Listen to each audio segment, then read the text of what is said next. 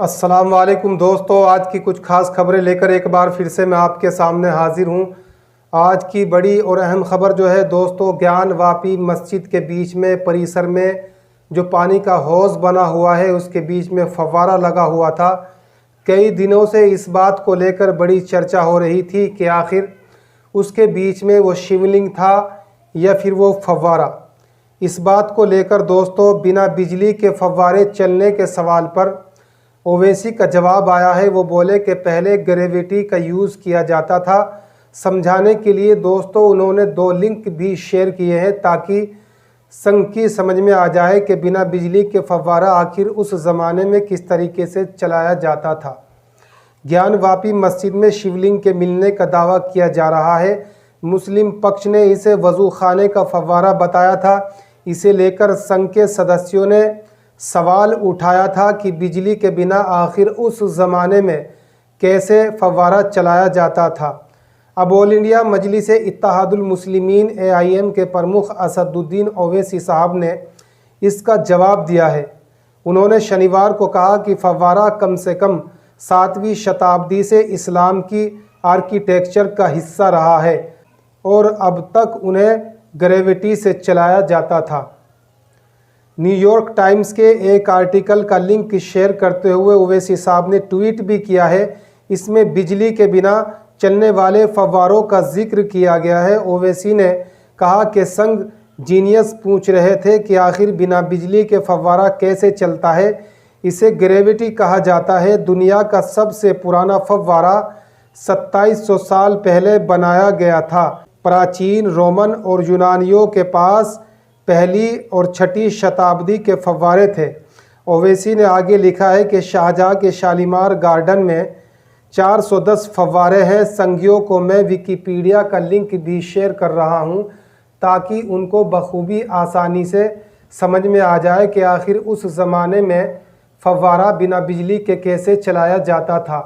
दोस्तों, इसी के साथ एक और बड़ी और अहम खबर मैं आपके सामने रख रहा हूं। दिल को दहला देने वाली ये खबर है उत्तर प्रदेश के सहारनपुर से। बेटी की चाहत में इमाम बना हत्यारा। सहारनपुर में मस्जिद की छत से अपनी गर्भवती पत्नी को फेंक दिया था। वारदात के बाद आरोपी को हालांकि पुलिस ने अरेस्ट कर लिया है। सहारनपुर में लड़के की चाहत में मस्जिद के इमाम उस्मान ने अपनी गर्भवती पत्नी हिना को छत से फेंक दिया था। इमाम को गर्भ में बेटी होने का शक था। कई दिनों से अपनी पत्नी पर तांत्रिक क्रिया भी करता रहा। पत्नी को गर्भपात कराना चाहता था।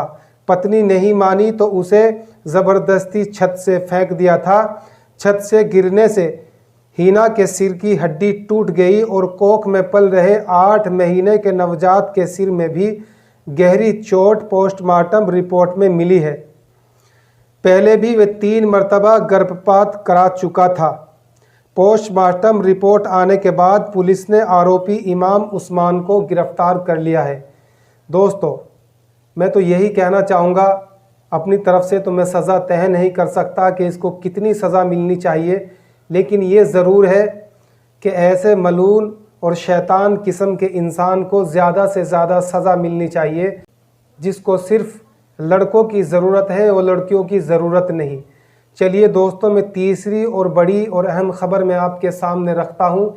इंटरनेशनल न्यूज़, ये अफ़गानिस्तान से ख़बर आ रही है। दोस्तों, अफ़गानिस्तान में तहरीक तालिबान पाकिस्तान TTP के प्रवक्ता ज़बीउल्लाह मुजाहिद ने ज़ोर देकर कहा कि हिजाब और बुर्का उनके देश की संस्कृति है, खूबसूरती है। उन्होंने कहा अफ़गानिस्तान सरकार ने प्रसारकों पर बुर्का लगाया है, लेकिन हम महिला TV प्रस्तुतकर्ताओं से अपने चेहरे और नाक ढांकने के लिए कहते हैं।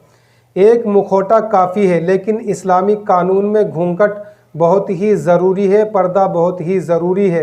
सभी महिला उद्घोषक रविवार को नकाब पहने। इनमें troll news, Shamsad TV, 1 TV और एरियाना चैनल भी शामिल हैं। इसी के साथ दोस्तों, मैं एक और बड़ी और अहम ख़बर मैं आपके सामने रखता हूं, जो चौथी ख़बर है। ये ख़बर जो है दोस्तों, BBC न्यूज़ ने बड़ी अहमियत से, बड़ी प्रमुखता से इस खबर को छापा है। 1947 के बिछड़े हुए 3 बहन भाई आपस में उनकी मुलाकात हो गई, यानी तकरीबन 75 साल के बाद उनकी आपस में मुलाकात हुई है दोस्तों। पूरी खबर क्या है दोस्तों, चलिए मैं आपके सामने रखता हूँ। हम 3 भाई बहन हैं। हम जीवन भर एक बहन के लिए तरसते रहे। अपनी मौसी और मामा की बेटियों को बहनें बनाकर उनके साथ बहनों वाली रस्में पूरी करते रहे।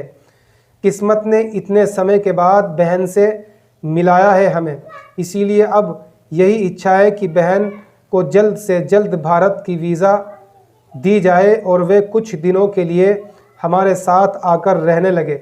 ये कहना था पंजाब के पटियाला ज़िले के शतराना गांव के रहने वाले गुरमुख सिंह का। गुरमुख सिंह की बहन मुमताज़ पाकिस्तान के शेखुपुरा ज़िले में रहती है। विभाजन के दौरान ये भाई बहन आपस में बिछड़ गए थे। करीब 2 साल पहले उनका आपस में संपर्क हुआ और कुछ हफ्ते पहले करतारपुर में उनकी आपस में मुलाकात हुई। मुमताज़ बीबी कहती है कि अपने खून में बहुत कशिश होती है। मैंने देखते ही दूर से अपने दोनों भाइयों को पहचान लिया था। अब मेरी यही इच्छा है कि कुछ दिनों के लिए मैं उनके साथ रहने के लिए चली जाऊं और कुछ दिनों के लिए वो भी मेरे पास रहने के लिए आ जाएं, ताकि हम आपस में एक दूसरे को मोहब्बत भरी निगाहों से देख सकें। आपस में दोनों बहन भाइयों का रिश्ता बहुत कशिश का होता है दोस्तों। इसी के साथ दोस्तों मैं चलता हूं, जाने की दीजिए मुझे इजाज़त। मिलते हैं एक और अगली और बड़ी खबर के साथ में। अगर आप चैनल पर हमारे नए हैं तो चैनल को ज़रूर सब्सक्राइब कर लें, ताकि आने वाली सच्ची और बेबाक खबरें आपको इसी तरह से मिलती रहें। अस्सलाम वालेकुम।